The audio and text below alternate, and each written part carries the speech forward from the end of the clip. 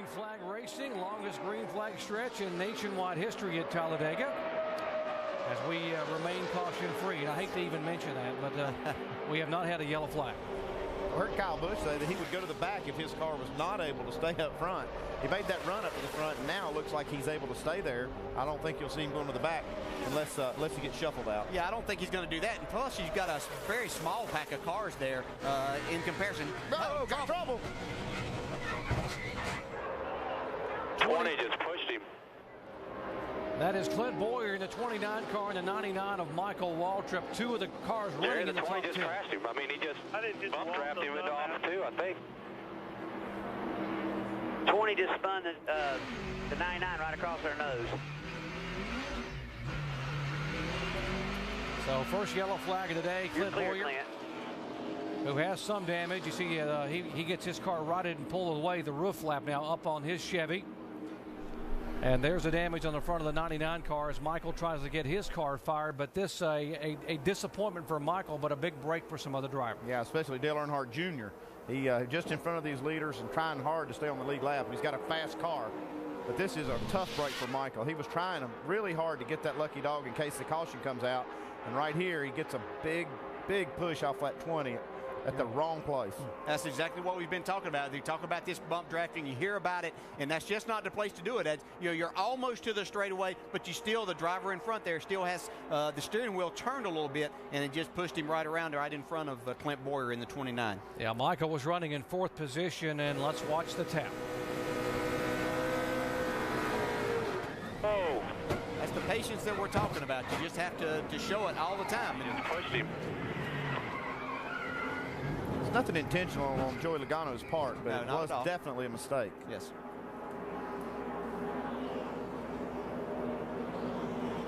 Right across the nose of the 29, and Clint Boyer had nowhere to go. Then Michael, fortunately, that safer barriers on the inside, although he hit a ton.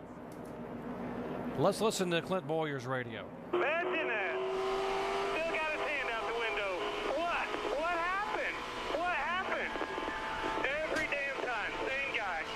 How'd I wreck? What happened?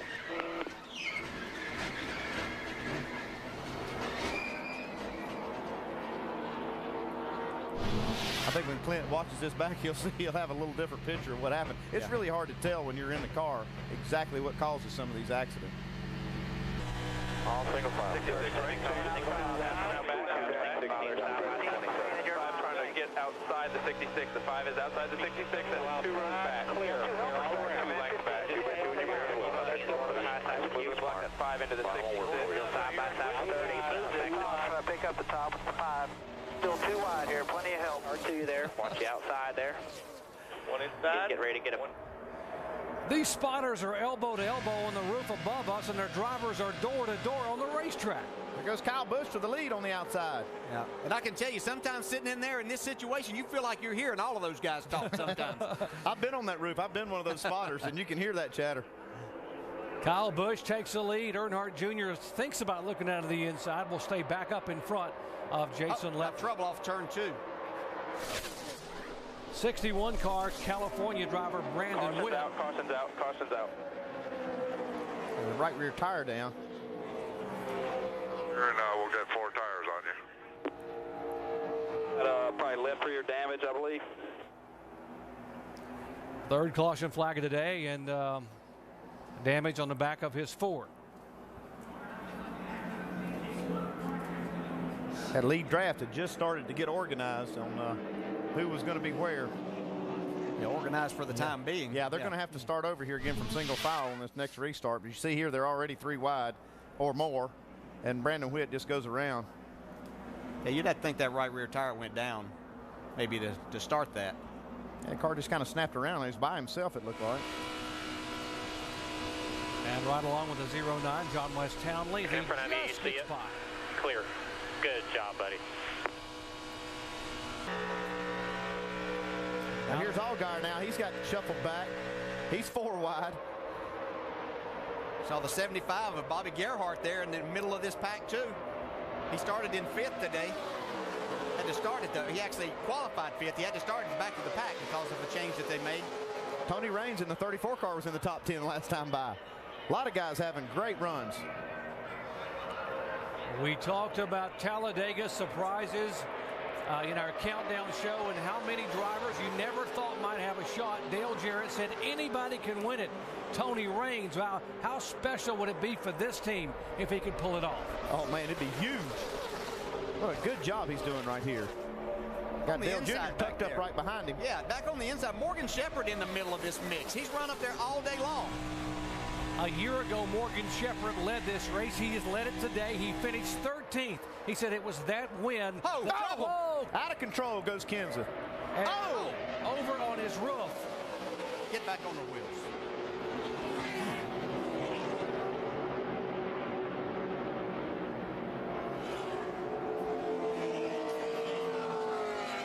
A wild ride for the Daytona 500 winner, Matt Kenseth. You see Matt moving in there. You can see him trying to get the window net down. There he comes out. He's coming out. That's good to see. That was Katie Kenseth, his wife there. That's a scary moment for anybody. Definitely a scary moment for Matt. Just a testament to the safety of these cars, too. They can take a lick like that. We're seeing Matt's in second place right here behind Ryan Newman. See what happens. He goes to block. Comes back in line. It looks like he may get a tap. Yeah, he gets a tap from David Reagan. Yep. Car gets out of shape and then just pirouettes on its left side and goes over. And we talk about the bump drafting has to be done on the straightaway, and you can see even on the straightaway, if you get hit too hard, it just takes the steering wheel out of your hands as a driver. This was the scary part right here when he's on his roof for so long.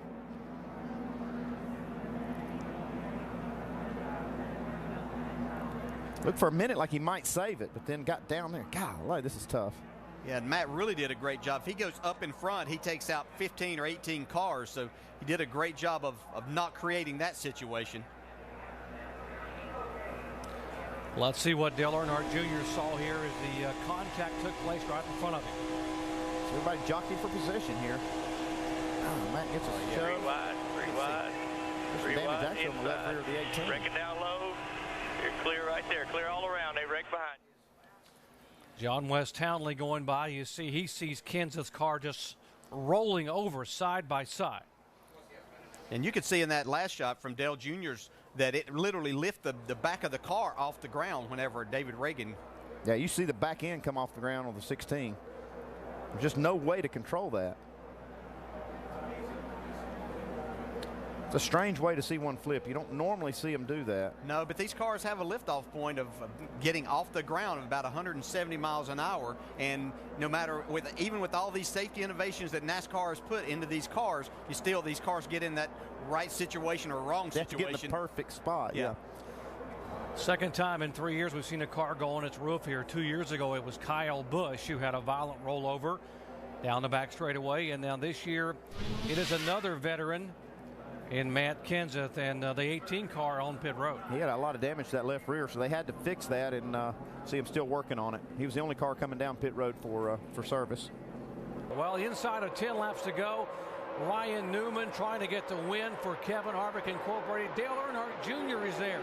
And how about Tony Raines, who has never won a nationwide race, making his 201st start back in third spot. He's in a great spot to maybe get a chance to win this thing. Anything can happen. You get down to the last lap of this, these drivers start fanning out trying to win. See, Dale Jr. is just all over the back of Ryan Newman here, just trying to get away. What they'd like to do is just put a little distance. You're not going to get far away, but if you can get a few laps going. One thing I've noticed, Junior, he's able to put his car right against another car without really bumping hard, but really putting the bumper right next to the car in front of him.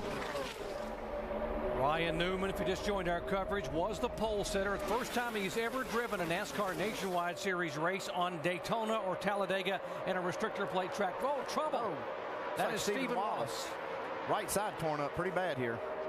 And that will bring out the caution once again here with 8 laps to go. A lot of mess on the track over there.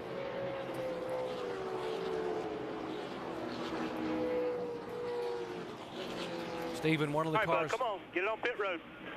On the lead lap was having a good run, expecting another top 10 right finish. side. Try not to tear the fender off it if it's not already there. Go. Yeah, they got a lot of damage here. See, looked like he blew a tire, maybe. Yeah. Yeah, that could. You talk about a lot of debris over there. That could have happened right from the beginning of the Matkins deal. I'm sure NASCAR got the track cleaned up very well, but that could have happened initially, and you don't want to pit during this time. Caution now for the 4th time today. The hard impact by the second-generation driver, Stephen Wallace. Ryan Newman, our leader, Earnhardt Jr., Raines, Reagan, and Keselowski. You're watching ESPN on ABC. 4 laps to go. We've had a caution here inside of 5 laps the last 6 years in a row. Will we get another yellow flag, or will they stay green and mix it up to the finish? Okay, Justin Allgaier saw that run coming. He jumps up on the outside. Yeah, Kyle Busch actually got away from his pushing partner there, the 47, a little bit, so that hurts him. A little tire smoke there off of Kerry Earnhardt. Making contact with the lower group there. And these NASCAR fans here at Talladega on their feet. They know that. Allgaier gets tapped, and he comes sideways across and slams the inside wall. The 75 car Bobby Gerhart, who was having a great run, also in the top 10. I'm fine. Sorry, boys. Sorry. You're hearing Allgaier say that he's fine as he's sliding across the racetrack. Now the winning net comes down. That's a sign that he's okay. They do that for the safety workers, so they know that the driver's okay. Well, we are now 7 years in a row with a caution flag inside of 5 laps to go. Bobby Gerhart having a great run too, and he's taken out in this. We can see what happened. Left side of your screen. It's starting to heat up here, and you see Allgaier jumping on the outside of Kerry Earnhardt. Oh, he gets a tap from Kyle Busch. Yeah, it looked like he might have been a little bit loose right before then, though. You know, we heard that. They're talking about his car was not handling well. Had been making adjustments on it. He definitely was loose just before Kyle Busch got into the back of it. See, that car starts to actually, you lose the nose right there, and you give it a little bit of wheel, and I think Justin Allgaier tried to do that to keep it out of the outside wall, and it just snapped around, and then Kyle Busch may have gotten into the back of him then, but it wasn't anything that was Kyle Busch's fault. It doesn't look like. Poor Bobby Gerhart all the way down on the bottom of the racetrack. Side to 18 is with you. One inside. 18 just wrecked us here. Just pushed us off of 3. Hold on, Justin. See, the problem there is you want to try to run within inches of these other cars, and when somebody does have to get off the throttle, there's no time to react. Right.